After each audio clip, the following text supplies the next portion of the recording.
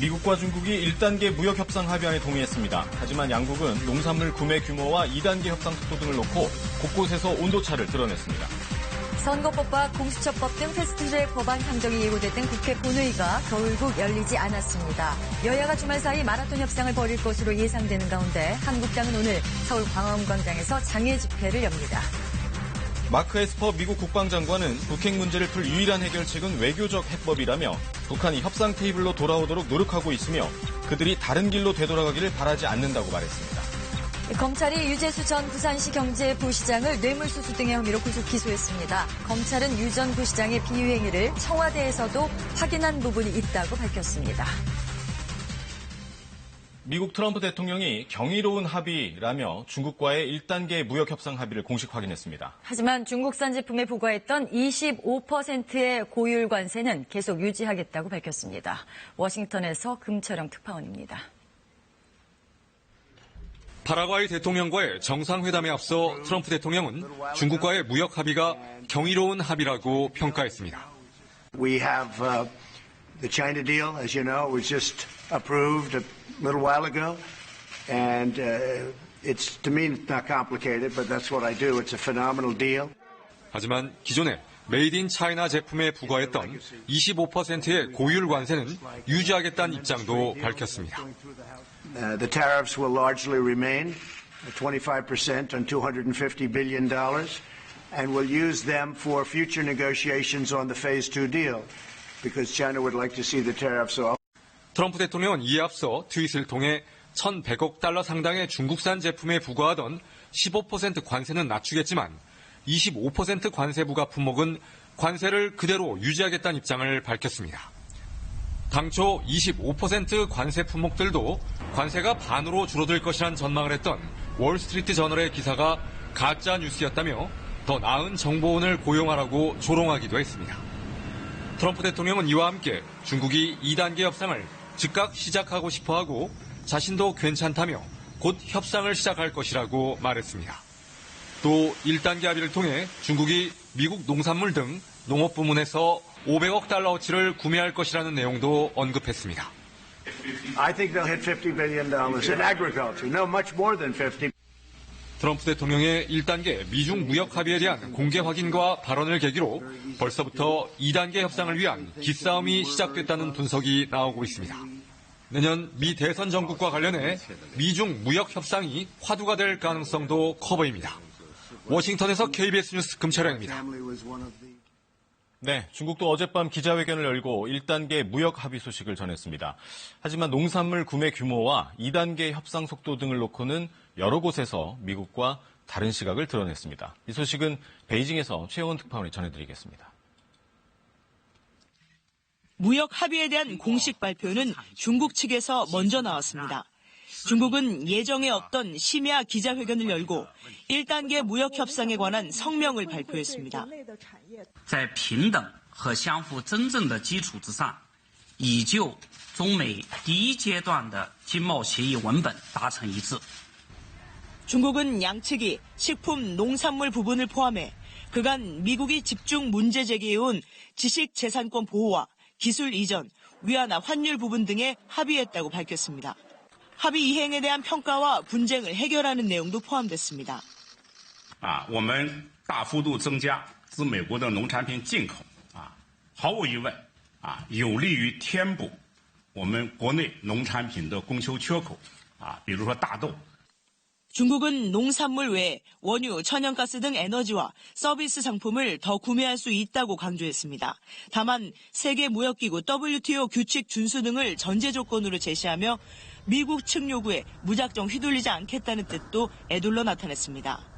중국의 주된 관심사인 관세 문제에도 합의를 봤다고 강조했습니다. 中方也将相应的考虑不实施原计划这个在12月15号这个生效的你对美方的进口产品的加征关税的 하지만 중국은 농산물 구매 규모를 밝히지 않았고 2단계 협상 속도도 1단계 실행 상황 등을 보면서 결정돼야 한다고 밝히는 등 곳곳에서 미국과 온도차를 드러냈습니다. 베이징에서 KBS 뉴스 최영은입니다. 패스트트랙 법안 상정이 예고됐던 국회 본회의가 결국 열리지 않았습니다. 여야가 주말 사이 마라톤 협상을 벌일 것으로 예상되는 가운데 한국당은 오늘 서울 광화문 광장에서 장외 집회를 열고 여론전에 나서기로 했습니다. 이세연 기자입니다. 어제 본회의 개의에 전격 합의한 여야. 예산안 부수 법안과 민생 법안을 우선 처리하고 쟁점 법안인 선거법의 경우 한국당이 무제한 토론, 필리버스터를 하기로 했습니다. 그런데 임시회 회기를 정하는 첫 안건에 한국당이 필리버스터를 신청하면서 상황은 달라졌습니다. 이 회기 결정의 건도 안건으로서 저희들이 무제한 토론을 실시할 수가 있습니다. 회기 결정 안건이 필리버스터 대상이 되냐를 두고 논란은 더 커졌습니다. 이렇게 합의만 하면 자꾸 뒤집히고 이러면 안 된다고 생각합니다. 이후 문희상 국회의장의 3당 원내대표 회동 소집에도 한국당과 바른미래당 탈당파는 응하지 않았고 문 의장은 결국 본회의 개의 무산을 선언했습니다. 그러면서 사흘 뒤로 다가온 총선 예비후보 등록일을 감안해 합의안을 만들어내라고 했습니다. 여야 원내대표들에게 강력 촉구한다. 마라톤 협상을 진행하길 바란다. 의장 집무실이라도 내줄 생각이다. 주말 사이 여야 간 협상은 계속되겠지만 현재로서는 여야의 간극이 워낙 커 오는 16일 본회의가 열린다 해도 대치를 되풀이할 가능성이 높습니다. 민주당은 패스트트랙 법안을 놓고 결국 한국당과 합의하지 못할 경우 다음 임시회는 19일부터 열기로 했습니다. 한국당은 오늘 서울 광화문 광장에서 황교안 대표 등이 참석하는 장외 집회를 열고 여론전에 나섭니다. KBS 뉴스 이세연입니다. 최근 북한에 대해 강경 발언을 내놓던 미국이 다시 외교적 해법을 강조하고 나섰습니다. 에스퍼 미 국방장관은 전쟁은 끔찍하고 누구도 원하지 않는 만큼 북한이 다른 길로 가지 않도록 협상에 나와야 한다, 이렇게 강조했습니다. 워싱턴에서 김웅규 특파원입니다. 에스퍼 미 국방장관은 북한은 핵무기와 대륙간 탄도미사일 개발로 미국을 직접 위협할 능력을 가지려 한다고 했습니다. So they already have the nuclear weapons, and now they're trying to develop an ICBM, and that becomes a direct threat to our homeland.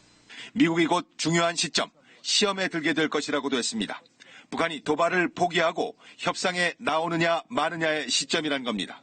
I think we're going to be tested here soon, tested in the sense of this next stage, trying to get them back to the negotiating table and hopefully not back on the other path.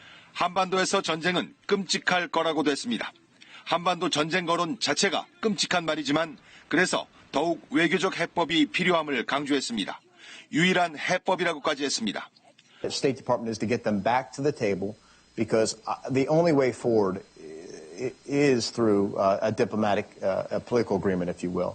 한미 간 대규모 훈련을 연기한 것이 결국 북한만 유리하게 한 것 아니냐는 질문에 전투 준비 태세는 높은 상태로 유지하고 있다고 했습니다. 그러면서도 대화를 또 강조했습니다.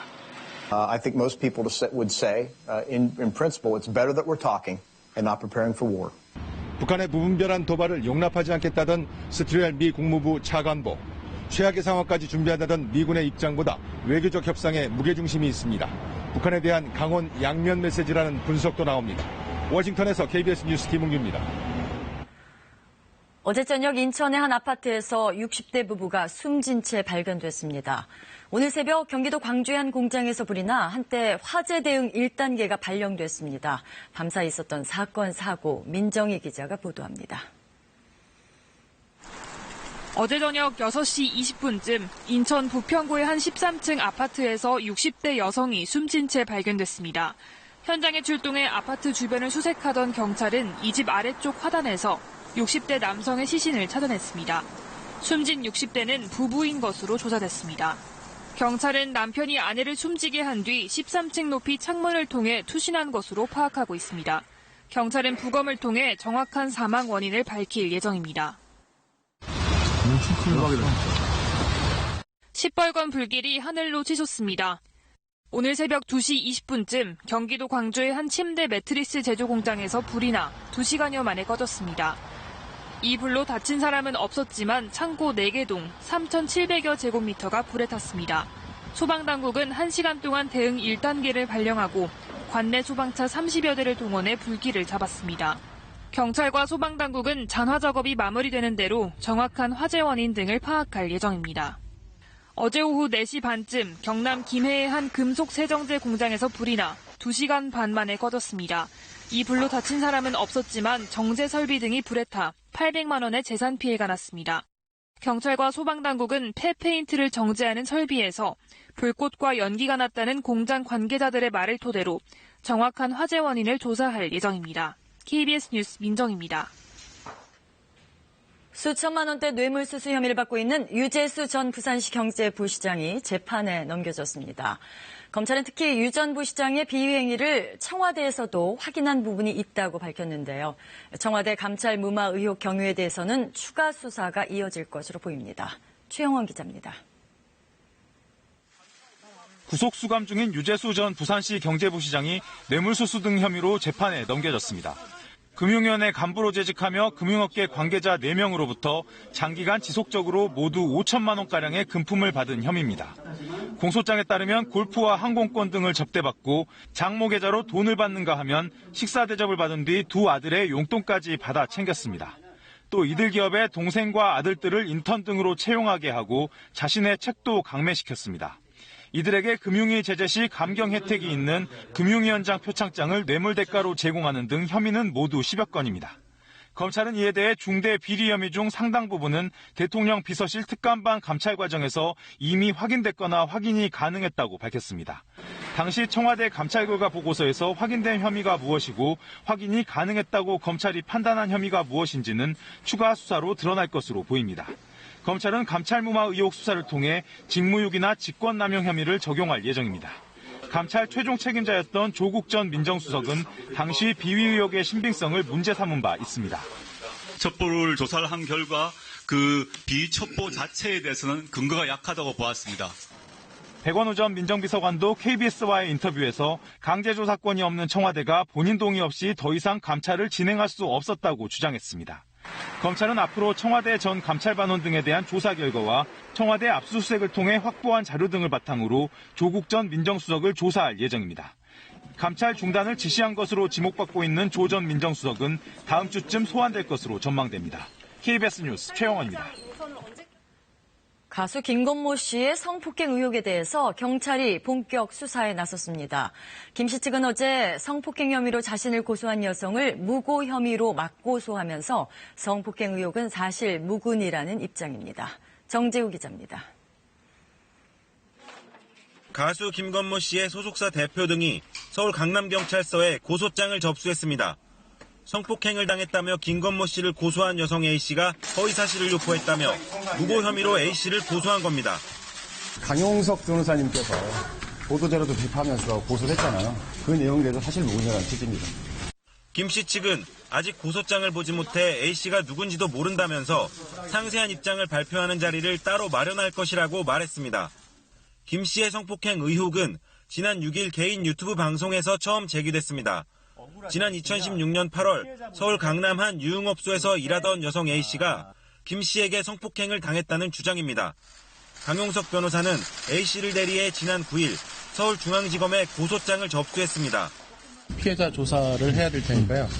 피해자 조사할 때는 이제 피해자가 나와서 직접 진술할 거고, 본인이 가지고 있는 뭐 여러 가지 증거라든지 그런 거는 이제 그때 가서 구체적으로 제출할 예정입니다.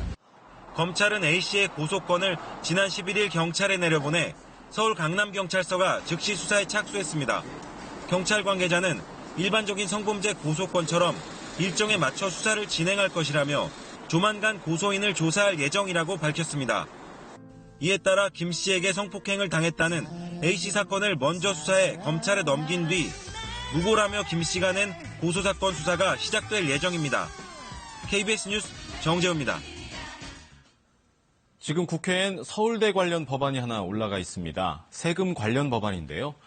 이 서울대는 형식상 엄연한 법인이지만 세금 물릴 때만큼은 그냥 국립대로 쳐주자. 그래서 세금을 물리지 말자. 이런 법안입니다. 논란이 되고 있습니다. 이 소식은 박예원 기자입니다. 서울대학교 수원 캠퍼스. 수원시는 4년 전 이 캠퍼스 비교육용 재산에 재산세 등 36억 원의 세금을 부과했습니다. 서울대는 반발에 법정까지 갔지만 졌습니다. 올해 3월에는 서울시가 관악캠퍼스 수익용 건물에 30억 원 안팎의 세금을 매겼습니다. 저희가 이제 조사를 해서 해당 자치구가 있어요. 구청으로 이제 통보를 다 했고요. 그래서 부과는 한 걸로 알고 있습니다. 2011년 국립대학법인 전환 후 서울대에 부과된 세금은 110억 원. 그런데 앞으로는 세금을 낼 필요가 없게 됐습니다. 내년 정부 예산에 딸려있는 국세기본법 개정안, 납세 의무를 적용할 때는 국립대학법인을 국립학교로 본다고 돼 있습니다. 서울대는 법인으로 운영의 자율성을 누리면서도 세금 낼 때만 국립대학으로 간주돼 납세 의무를 사실상 면제받는 겁니다.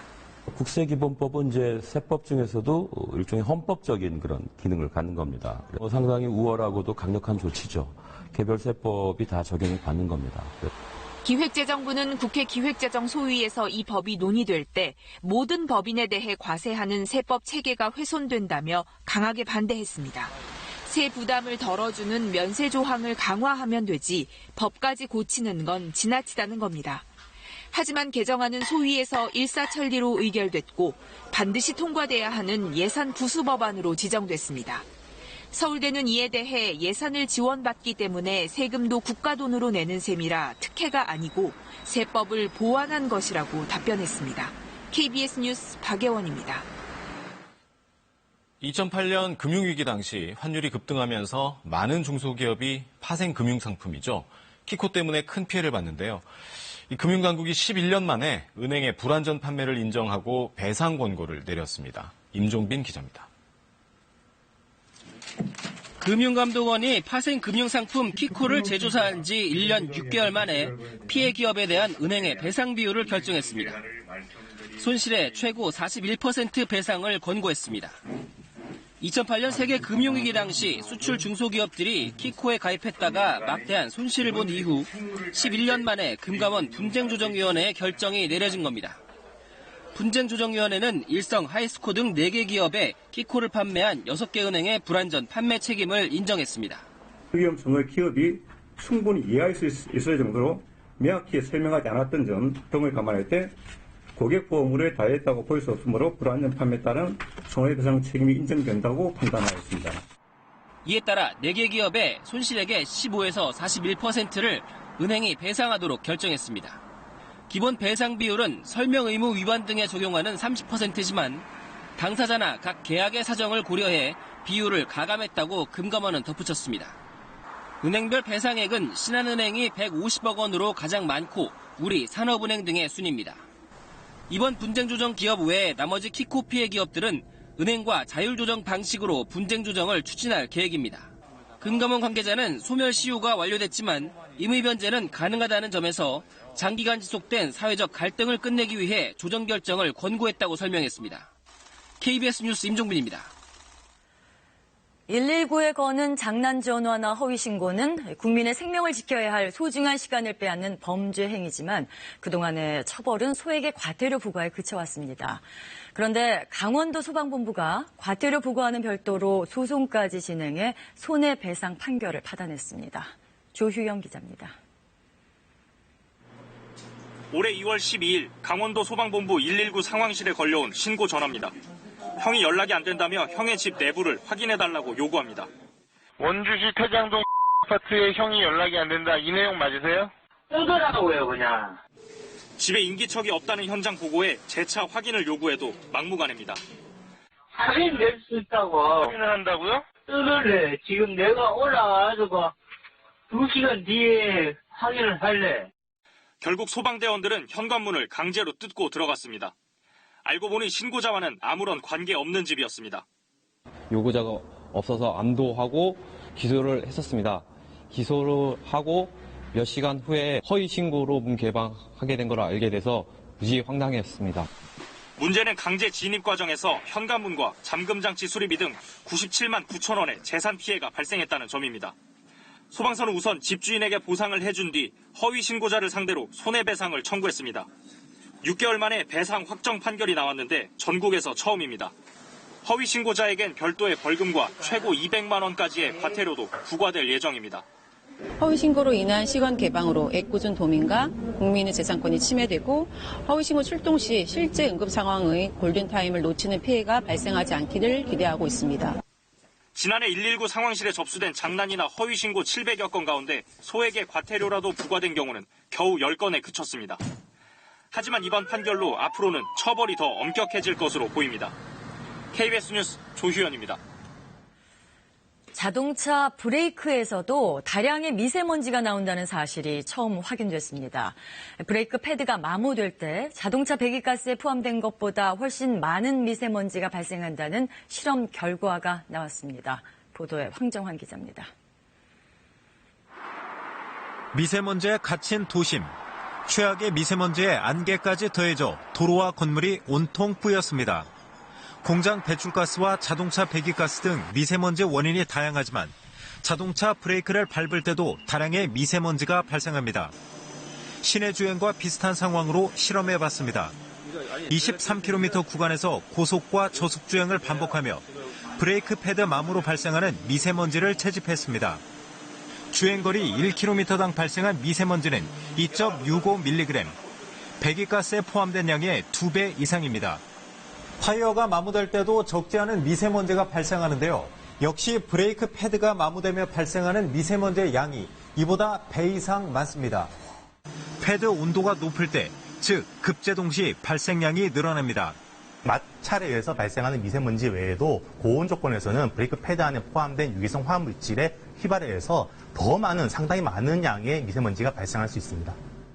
특히 브레이크 패드 미세먼지는 30% 이상이 중금속 성분으로 인체에 치명적입니다. 패드의 주 성분이 중금속으로 이루어져 있기 때문에 마찰로 인해서 철, 바륨, 안티모 같은 성분이 미세먼지로 많이 배출되게 됩니다. 전기차 같은 친환경 차량도 브레이크 패드가 마모되기 때문에 자동차 부품에 대해서도 환경기준 마련이 시급합니다. KBS 뉴스 황정환입니다. 밤사이 내리던 눈비는 대부분 그쳤습니다. 아침까지 남부 내륙 지역에서는 산발적으로 빗방울이 떨어지는 곳이 있겠는데요. 눈비 때문에 도로가 미끄러운 곳이 많습니다. 현재 수도권과 충남 지역에서는 초미세먼지 농도 나쁜 단계를 보이고 있습니다. 북서풍을 타고 국외 미세먼지가 유입됐기 때문인데요. 점차 이 미세먼지가 남동진하면서 오전에 전국 곳곳에서 일시적으로 미세먼지 농도가 높게 나타났다가 오후에는 점차 보통 수준을 회복하겠습니다. 오늘 점차 하늘이 맑아지겠습니다. 다만 동풍이 불면서 밤에는 영남 동해안 지역에 빗방울이 떨어지거나 눈이 날리는 곳이 있겠습니다. 일요일인 내일은 전국이 대체로 맑겠고 내일까지는 큰 추위가 없겠습니다. 오늘은 전국이 맑겠습니다. 동해안 지역은 여전히 대기가 건조한 만큼 불씨 관리 잘해주시고요. 서해안과 강원 산지에는 바람이 강하게 불겠습니다. 현재 기온은 어제 같은 시각보다 2도에서 9도가량 높습니다. 서울의 기온 1.3도 가리키고 있습니다. 낮 기온은 어제와 비슷하겠는데요. 서울이 6도, 대구 10도, 광주는 9도 예상됩니다. 바다의 물결은 서해와 동해상에 풍랑주의보가 내려진 가운데 3에서 4m까지 거세게 일겠습니다. 다음 주 화요일에는 전국에 비 소식이 들어있습니다. 날씨 정보 전해드렸습니다. 진범 논란 끝에 재심이 청구된 이춘재 연쇄살인 8차 사건은 지금 검찰이 직접 조사를 벌이고 있는데요. 당시 국과수가 감정 결과를 조작한 사실이 확인되는 등 검찰 조사 내용이 잇따라 전해지면서 이미 석 달 전부터 수사에 착수했던 경찰은 검찰이 수사 내용을 중계방송하듯 알린다면서 불편한 기색을 드러내고 있습니다. 오현태 기자입니다. 검찰은 이춘재 연쇄살인 8차 사건의 직접 조사에 나서면서 올해 안에 조사를 끝내겠다고 밝혔습니다. 벌써 한 달이 다 돼가기 때문에 이번 달 안에 우리도 지금 의견을 내려고 하는 겁니다. 검찰은 곧바로 8차 사건 채모 감정 결과를 국과수가 조작한 사실을 확인했다고 공식 발표했습니다. 이후 조사에 속도를 내면서 감정서 작성에 관여한 전직 국과수 직원을 조사했는데 묵비권을 행사한 걸로 전해졌습니다. 검찰은 또 사건 당시 범인으로 지목된 윤모 씨에 대해 강압 수사를 했다는 의혹이 있는 형사들도 조사했습니다. 검찰이 이들로부터 윤 씨를 재우지 않고 조사했다는 취지의 진술을 받아냈다는 언론 보도에 대해 검찰은 확인 불가라면서도 부인도 하지 않는 사실상 인정하는 태도를 취했습니다. 다만 이러한 진술이 강압 수사를 인정한 것인지 과거 수사 관행을 설명한 것인지는 확인되지 않았습니다. 이 사건을 3달 전부터 맡은 경찰 수사에서는 드러나지 않은 내용이 검찰 수사 과정에서 언론을 통해 알려지면서 경찰은 강한 불쾌감을 드러내고 있습니다. 경찰 관계자는 우리는 수사 내용을 중계방송하듯이 얘기하지 않는다고 말했습니다. 수사된 걸 알리지 않았을 뿐이지 수사를 못한 건 아니란 취지인데 경찰은 다음 주 중에 8차 사건 관련 수사 내용을 브리핑할 계획입니다. KBS 뉴스 오현태입니다. 신생아가 두개골골절로 의식불명에 빠졌던 이른바 아영이 사건을 계기로 신생아실 CCTV 설치 의무화가 논의되고 있는데요. 경기도가 수술실에 이어서 신생아실에도 CCTV를 설치해 관심을 모으고 있습니다. 박희봉 기자입니다. 간호사가 아이를 높이 들더니 거칠게 내려놓고 한 손으로는 아이를 거꾸로 듭니다. 신생아인 아영이는 지난 10월 병원에서 갑자기 의식불명에 빠졌고 두개골 골절 진단을 받았습니다. 이 사건을 계기로 신생아실에 CCTV 설치 의무화가 논의됐고 국회엔 이 같은 내용을 담은 모자보건법 개정안이 발의됐습니다. 이런 가운데 경기도가 도사나 의료기관 두 곳의 신생아실에 CCTV를 설치했습니다. 신생아실 CCTV는 24시간 내부 상황을 녹화하고 산모가 원하는 경우 영상을 제공받을 수 있습니다. 아무래도 그런 학대 정황 등이 있다고 생각될 때 볼 수가 있으니까 불안감 해소가 될 것이고요. 그러나 수술실 내부나 신생아실 CCTV가 의료진의 적극적인 진료와 수술에 도움이 되지 않는다는 의료계의 반발은 여전합니다. CCTV 설치가 근본적 문제 해결 방안인지 다시 생각해봐야 한다는 겁니다. 이번에 CCTV 설치도요. 과연 이것이 환자들이 정말 제대로 치료받을 수 있는 환경에 도움이 되는지 안 되는지에 대해서 먼저 논의가 돼야 할 것 같습니다. 지난해 수술실 CCTV 설치 사업으로 의료계와 마찰이 빚었던 경기도는 이 같은 반발에도 불구하고 의료기관 CCTV 설치 지원 사업을 더욱 확대할 예정입니다. KBS 뉴스 박희봉입니다. 지금 세계는입니다. 얼마 전 브라질에서 강도의 흉기에 찔려 한인 청년이 숨진 사건이 있었는데요. 한인 동포 사회에서는 안타까움 속에 치안 개선을 요구하는 목소리가 높아지고 있습니다. 브라질 현지인들도 부끄러운 일이라며 고인의 명복을 빌었습니다. 상파울루에서 이재환 특파원이 전합니다. 지난 9일 아파트 뒷담을 넘어 창문을 통해 침입한 강도에 흉기에 찔려 숨진 34살 브라질 한인 청년의 장례식. 한인 교회에서 조촐하게 치러졌습니다. 부모가 모두 돌아가신 뒤 의류 점포에서 일하며 3명의 여동생들을 돌봐온 가장이어서 안타까움은 더했습니다. 그 애가 동생들 다 데리고 살거든요. 근데 그렇게 됐으면 어떻게 하면 좋아. 가정 꾸려나가고 있네. 결혼도 안 했는데. 한인 청년의 사망 소식은 브라질 사회에 빠르게 퍼졌습니다. 소셜미디어에는 허술한 치안과 활개치는 강도에 부끄럽고 미안하다며 고인의 명복을 비는 글이 잇따라 게재되고 있습니다. 한인타운 인근에는 마약 중독자들이 몰려있는 대표적 우범지대가 위치해 이전부터 한인들의 불안감은 지속되어 왔습니다. 여기에 청년 사망에 대한 분노가 커지자 한국 정부와 한인 회장은 상파울루주 치안 당국을 찾았습니다. 조속한 범인 검거와 치안 개선을 요구했습니다. Os colegas que trabalham na região para a gente tentar encontrar uma melhor saída para que o pessoal tenha mais sensação de segurança e possa viver melhor no Bom Retiro. 잇따른 강도 사건과 한인 청년의 사망 이후 상파울루 주 경찰의 치안 활동이 어느 정도 강화될지 주목되고 있습니다. 상파울루에서 KBS 뉴스 이재환입니다.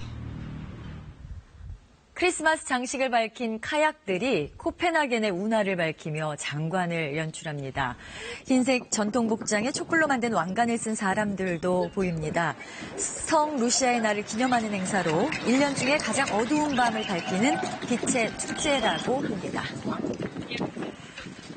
이 베토벤은 10번째 교향곡을 일부만 남겨놓았는데요. 인공지능 컴퓨터가 베토벤의 10번째 교향곡을 완성하는 도전에 나섰습니다. 인공지능 컴퓨터에게 베토벤 음악을 들려주는 등 열심히 학습을 하게 한 결과 교향곡 앞부분 2분 정도 분량을 작곡하는 성과를 올렸다고 합니다. 앞으로 완성될 교향곡은 베토벤 탄생 250주년을 기념해 공개될 예정입니다. 자이언트 판다 어미가 새끼와 함께 야생으로 돌아갔습니다. 중국 쓰촨성 보호소에서 길러진 자이언트 판다에게 적응 훈련을 시켜서 야생으로 돌려보내는 프로젝트입니다. 이 프로젝트는 최근 개체수가 줄어든 야생 자이언트 판다의 유전자 다양성을 복원시키기 위해서 마련됐는데요. 다행히 이 자이언트 판다 모자는 야생에 잘 적응하고 있다고 합니다. 지금 세계는이었습니다. 어제 국회 본회의가 끝내 열리지 못한 데는 민주당을 중심으로 한 이른바 4+1 협의체가 선거 법안에 대한 최종 합의에 실패한 것도 컸습니다. 하루 종일 줄다리기를 벌였던 선거 법안 내용과 또 합의가 결렬된 배경, 강나루 기자가 설명해드리겠습니다. 한국당을 제외한 나머지 4당과 창당 준비 중인 대한신당. 지역구와 비례대표 225대 75인 원안을 250대 50으로 바꾸는 데 합의했습니다. 문제는 비례 50석 중 몇 석을 연동형으로 갈 건가입니다. 연동형 의석수가 많으면 군소정당은 유리해지고 거대 정당은 불리해집니다. 민주당은 이 50석 중 절반인 25석만 연동형을 주장했는데 나머지 정당의 강한 반발에 부딪혔습니다. 결국 5석을 늘려 30석을 연동형으로 하는데 민주, 대한신당 등이 잠정 합의했는데 정의당과 평화당이 반발했습니다. 지금 민주당의 태도는 개혁의 대의는 온데간데 없고 마치 대기업이 중소기업 단가 후려치듯이 이렇게 협상을 진행하고 있습니다. 민주당은 연동형 의석수를 제한해도 다른 군소정당 의석이 줄지 않는다.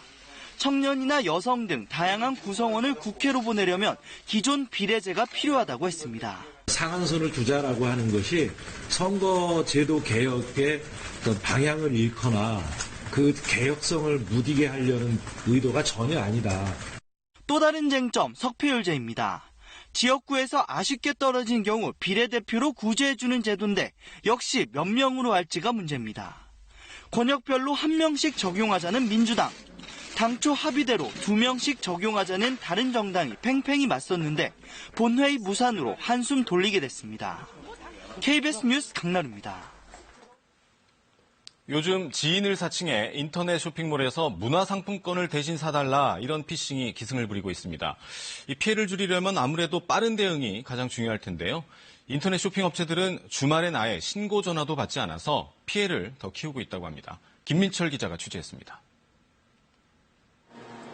지난 주말 아들에게서 메시지를 받은 김모 씨.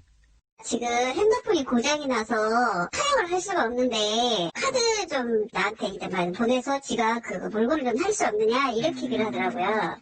좀 이상하다 했지만 급하다는 말에 시키는 대로 했습니다. 전화엔 원격 제어앱이 깔렸고 온라인 쇼핑업체 티몬에서 문화상품권 200만 원어치가 결제됐습니다. 5분도 걸리지 않았습니다. 그제서야 사기라는 걸 눈치챈 김 씨의 가족은 카드사에 전화를 했습니다. 결제 취소는 티몬에서 해야 한다고 했습니다. 티몬에 전화를 걸었습니다. 그런데 더 분통 터지는 일이 생겼습니다. 주말이라 고객센터가 전화도 받지 않은 겁니다. 상품권 발행사인 컬처랜드와 해피머니도 전화 연결이 안 됐습니다. 너무 복장 터지죠. 피해 신고 접수를 빨리 해서 피해를 최소화해야 되는데 문화상품권을 사면 문자로 핀 번호가 오고 이걸 등록만 하면 바로 현금처럼 쓸 수 있어서 빨리 거래를 막는 게 중요합니다. 하지만 대부분 온라인 쇼핑업체는 휴일엔 고객센터가 휴무라 신고조차 안 됩니다. 구멍은 또 있습니다. 카드사 앱에 원격 제어 앱을 막을 수 있는 프로그램만 있으면 결제 자체를 막을 수 있지만 이 기술을 도입한 카드사는 단 한 곳뿐입니다. 이런 사이 상품권 문의 게시판에는 피싱을 당해 환불을 요구하는 글이 100건 넘게 올라왔습니다. 바로 현금화할 수 있는 상품권. 하지만 관리할 명확한 정부 부처도 없어 피싱 대책에선 사각지대에 놓여 있습니다. KBS 뉴스 김민철입니다. 네, 지하철역 지하보도에 레몬과 유자 같은 과실수 수십 종이 자라는 정원이 조성됐습니다. 지상의 햇빛을 유리관으로 지하 공간에 전달하는 신기술이 처음으로 적용됐다고 하는데요. 어떤 원리인지 이철호 기자가 보도하겠습니다.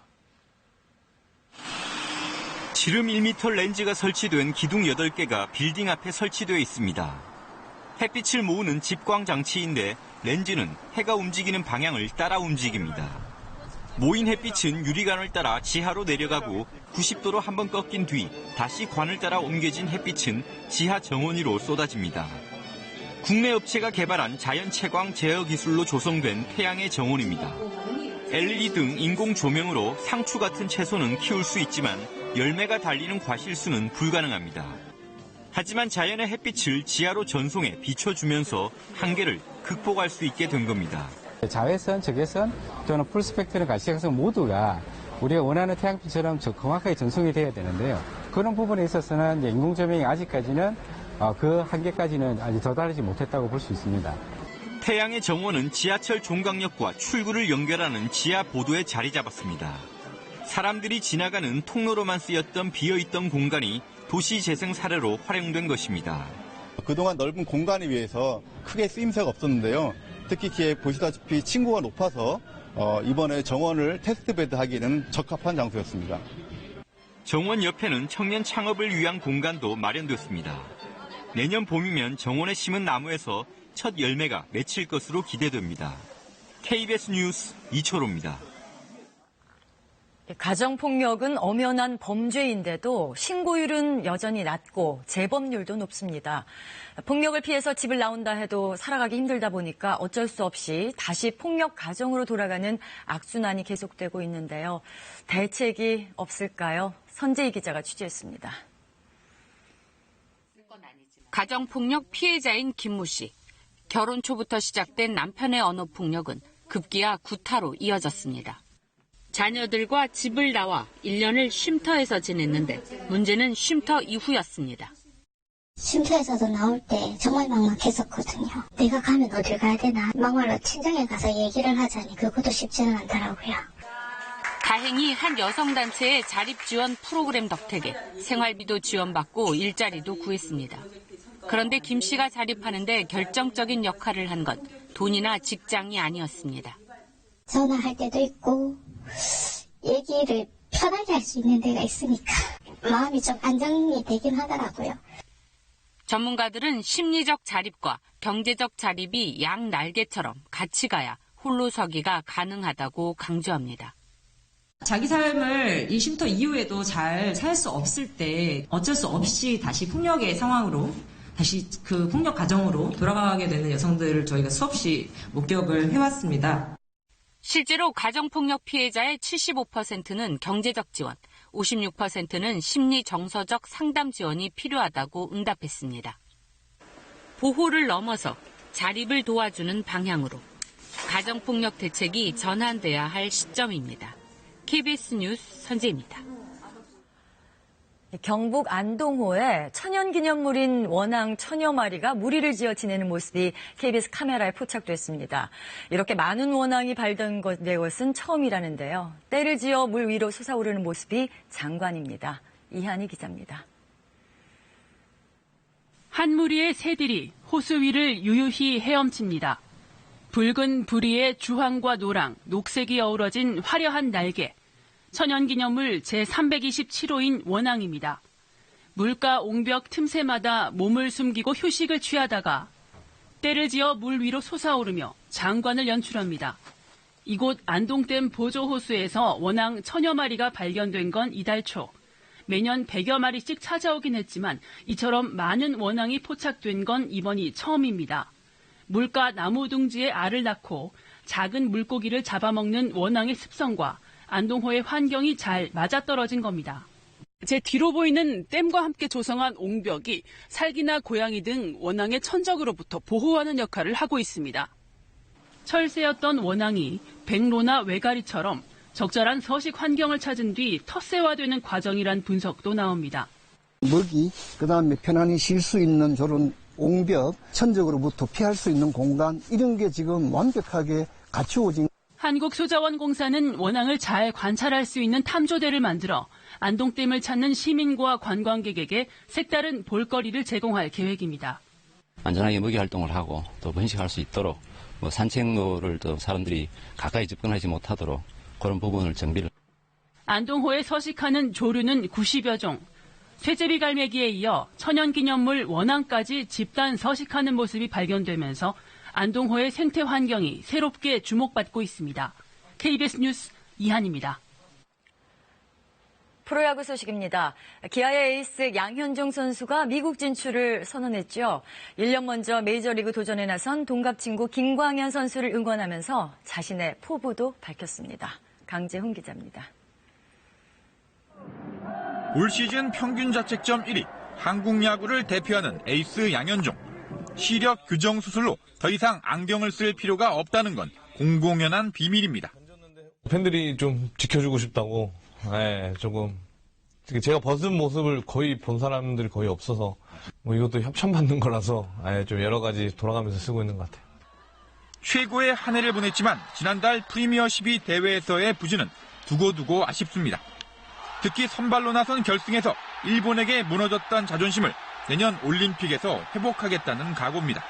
국가대표팀을 응원하는 팬분들에게 항상 죄송한 마음은 항상 가지고 있는 것 같고요. 내년 올림픽에 뽑히게 된다면 정말 좀 안 좋았던 그런 걸 다시 생각하면서 좀 더 정신 차리고 던지려고 생각하고 있는 것 같습니다. 그리고 다음 목표는 메이저리그. 2020년 시즌을 마치고 다시 FA가 되는 양현종은 1년 먼저 도전에 나선 동갑내기 친구 김광현에게 응원을 아끼지 않았습니다. 이 지구상에서 야구를 가장 잘하는 선수들과 한번 상대도 해보고 싶고, 꿈은 크게 가지라고 했기 때문에 항상 좀 도전하고 싶은 마음이 있는 것 같습니다.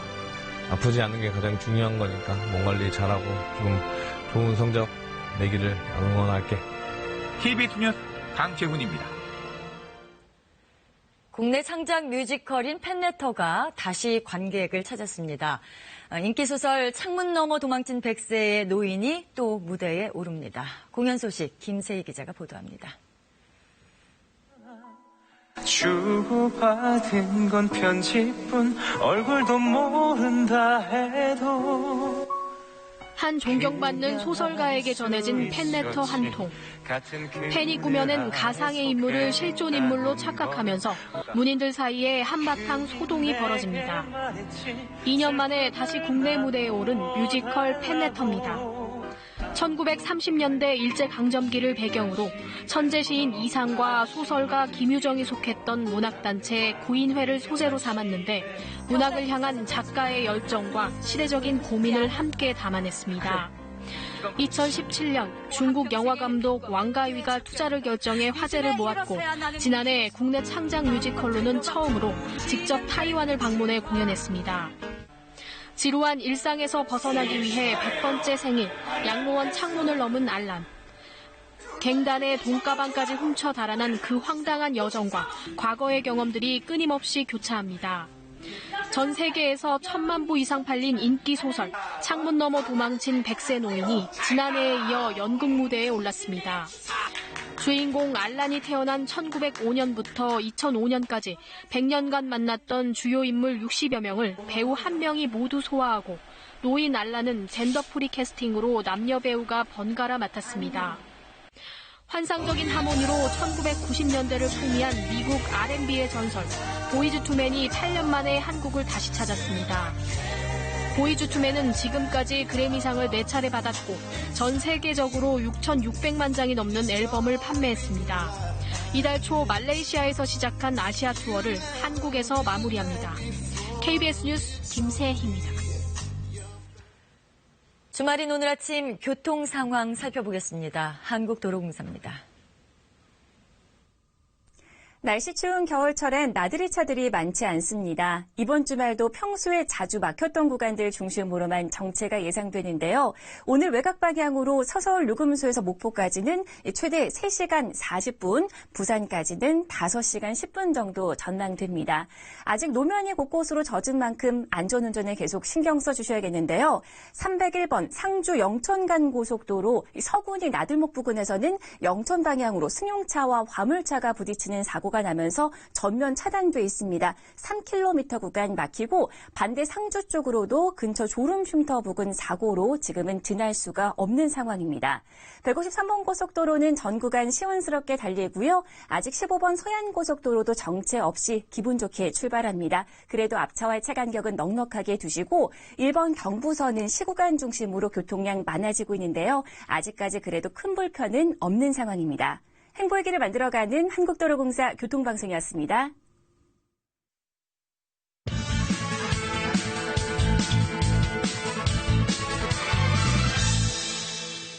요즘 어딜 가도 누굴 만나도 박항서 감독의 베트남 축구 얘기가 빠지지 않을 만큼 이른바 박항서 매직이 단연 화제입니다. 박항서 감독이 이끄는 베트남 축구는 60년 만에 동남아시아 게임에서 사상 첫 우승을 차지했습니다. 감독의 고국인 한국 통영에서 전지훈련을 하며 베트남 축구는 더 큰 도약을 준비합니다.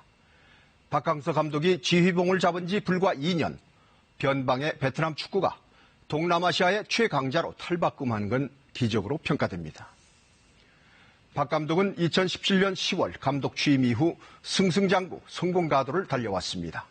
취임 석 달 만인 2018년 1월 아시아축구연맹 23세 이하 챔피언십 준우승을 일궜고 지난해 12월 스즈키컵 우승에 이어 이번 동남아시아 게임 우승까지 줄곧 신화를 써오고 있습니다.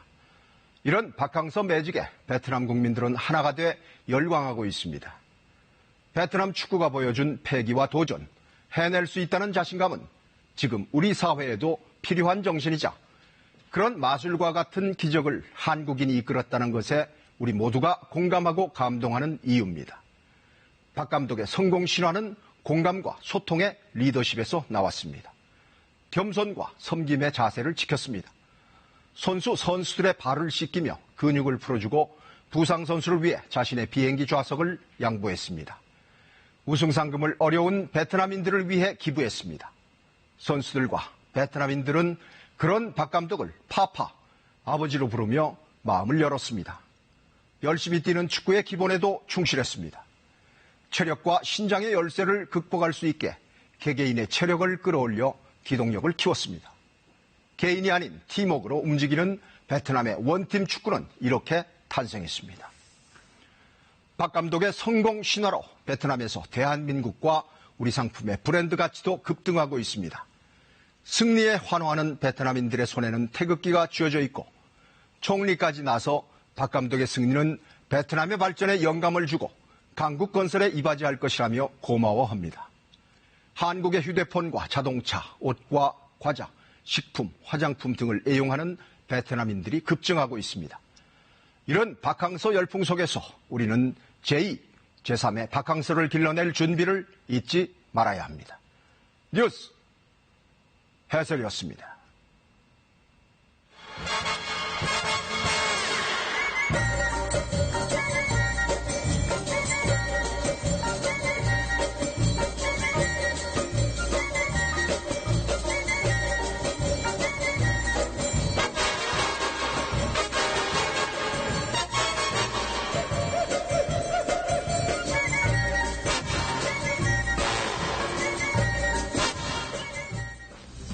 미국과 중국이 1단계 무역협상 합의안에 동의했습니다. 하지만 양국은 농산물 구매 규모와 2단계 협상 속도 등을 놓고 곳곳에서 온도차를 드러냈습니다. 선거법과 공수처법 등 패스트트랙 법안 상정이 예고됐던 국회 본회의가 결국 열리지 않았습니다. 여야가 주말 사이 마라톤 협상을 벌일 것으로 예상되는 가운데 한국당은 오늘 서울 광화문 광장에서 장애 집회를 엽니다. 마크 에스퍼 미국 국방장관은 북핵 문제를 풀 유일한 해결책은 외교적 해법이라며 북한이 협상 테이블로 돌아오도록 노력하고 있으며 그들이 다른 길로 되돌아가길 바라지 않는다고 말했습니다. 검찰이 유재수 전 부산시 경제부시장을 뇌물수수 등의 혐의로 구속 기소했습니다. 검찰은 유 전 부시장의 비위 행위를 청와대에서도 확인한 부분이 있다고 밝혔습니다. 밤사이 내리던 눈비는 모두 그쳤고요. 아침에 내륙 곳곳에 또 산발적으로 빗방울이 떨어지는 곳이 있습니다. 이 빗방울도 아침이면 모두 그치겠는데요. 현재 수도권과 충남 지역에서 초미세먼지 농도 나쁨 단계를 보이고 있습니다. 비구름 뒤로 북서풍을 타고 국외 미세먼지가 유입됐기 때문입니다. 오전까지 내륙 곳곳에서는 미세먼지 농도가 일시적으로 나쁨 단계를 보이다가 오후에는 보통 수준을 회복하겠습니다. 주말인 오늘 차츰 맑은 하늘이 드러나겠습니다. 밤에는 동풍의 영향으로 영남 동해안 지역에 빗방울이 떨어지거나 눈발이 날리는 곳이 있겠습니다.